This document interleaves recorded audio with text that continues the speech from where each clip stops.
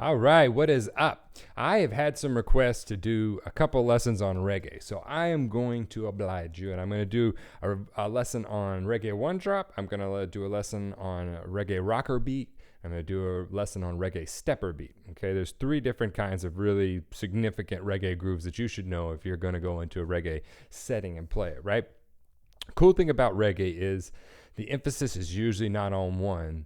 The emphasis is usually on three, or if you're counting it in 4/4, it's on 2 and 4, right? That's kind of a big thing of whether reggae should be counted as kind of a cut time, or if it should be drug out twice as long and be counted 1, 2, 3, 4, or 1, 2, 3, 4, 1. So that's what we're going to be dealing with today is the one drop beat, which accents the 3. Okay, Carlton Barrett really is kind of credited as being the guy. He was the guy that played with Bob Marley and the Wailers for a long, long time.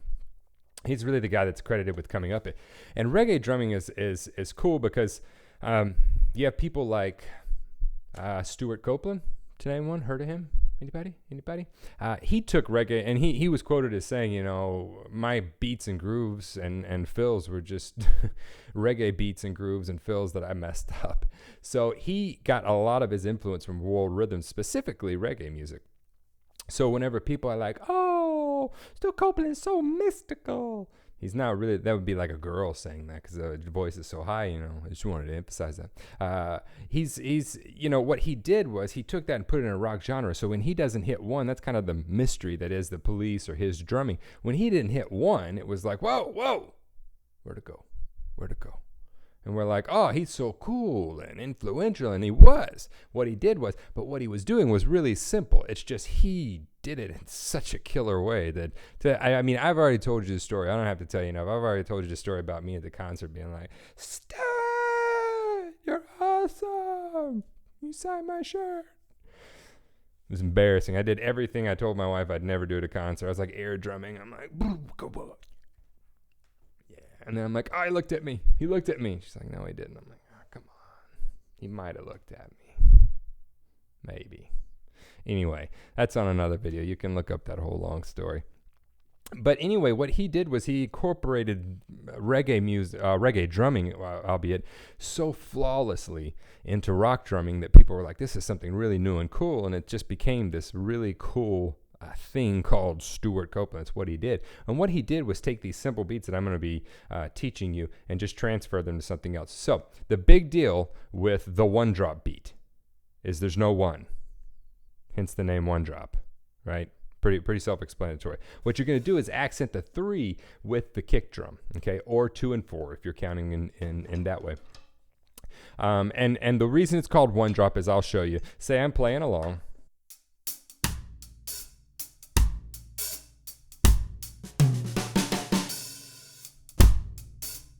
You see how there was no one? I hit the and here and there was no one, right? And that's how it is. A lot of the drum fills in reggae drumming are not going to end with a crash. If there is a crash, it'll sometimes be at the beginning, like this.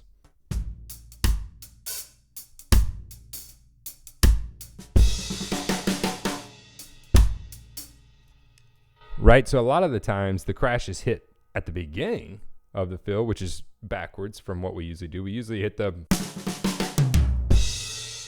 That's usually what we do, whereas they go,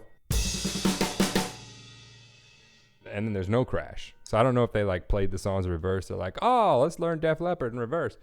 I don't think that's what they did, but it just came across my mind. Anyway, sometimes I shouldn't talk and say everything that comes across my mind. But anyway, so that's what they did. They took these fills and they never hit one. So we're going to start with the hi-hat, okay? Accenting on the upbeats. So 1, 2, 4, 2, 3, 4, 1, 2. We're going to count this in cut time. Just for ease from now on, we're going to count in cut time. We're going to accent the 3 on the bass drum. Okay? Now, once you get this hi-hat pattern, you can add this one, and you can hear this hi-hat pattern in like No Woman, No Cry.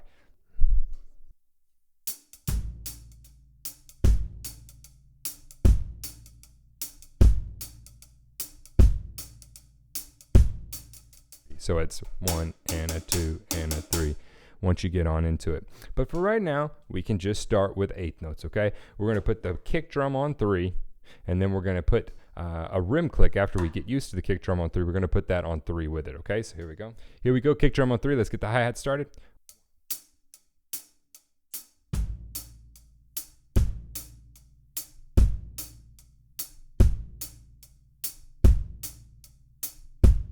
After we got that, let's add the rim click.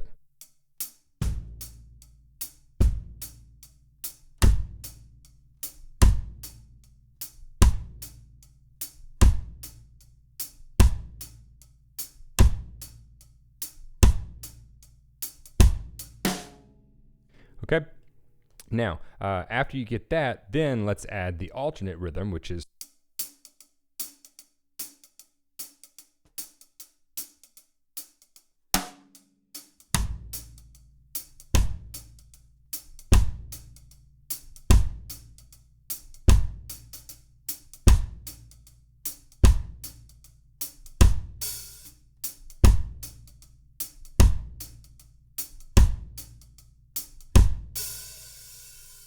simple. That is a simple one drop reggae beat. Again, 1 is never hit. Do not hit 1, okay? Avoid it like the frickin' plague, right?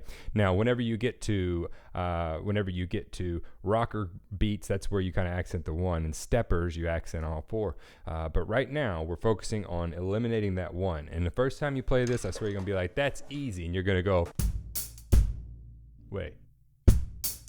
And you're not going to be able to get the 1. You're going to be scared to lose the 1. And I'm going to go ahead and tell you right now, don't be scared to lose the 1. You may feel insecure without the 1, but grab your best blankie and hold it under your arm and get rid of the 1, right? And just hit 3, okay? Now, after we get that down, what I want you to do is concentrate on a fill that will lead into the next bar, because if we can't eliminate the 1 with our fill too, because the tendency is going to be want to go towards that 1 with the fill. If we can't eliminate that with the fill too, then it's no good, okay? So here we go. I'm going to work on a snare hit on the end of 4, and that's going to be the fill. Doesn't have to be a complicated fill. It's a fill, okay? So here we go.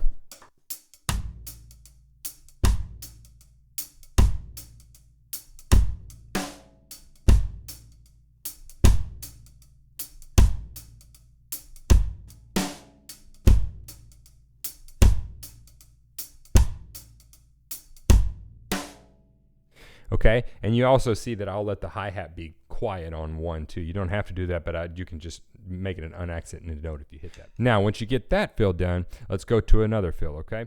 All right, on this fill, we're going to, remember, avoid 1. We're going to crash on 2, and then we're going to play and 3 and 4 and, okay? So if the beat's here,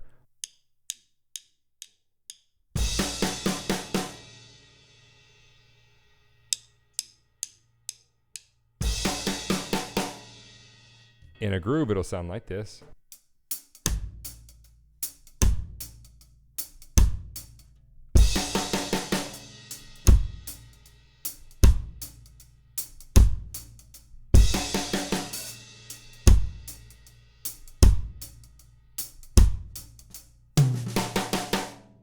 Once you get it down, then you can start embellishing it, and I'll show you just a couple of embellishments.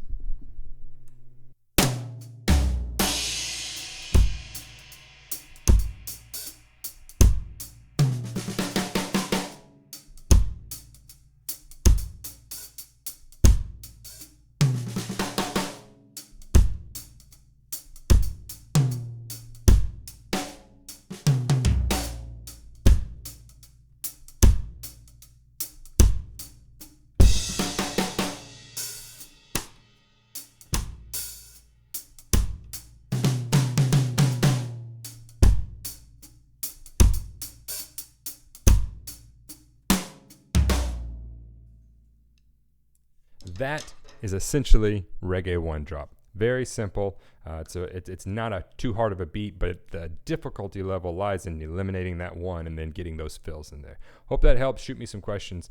We got some more coming on reggae. So.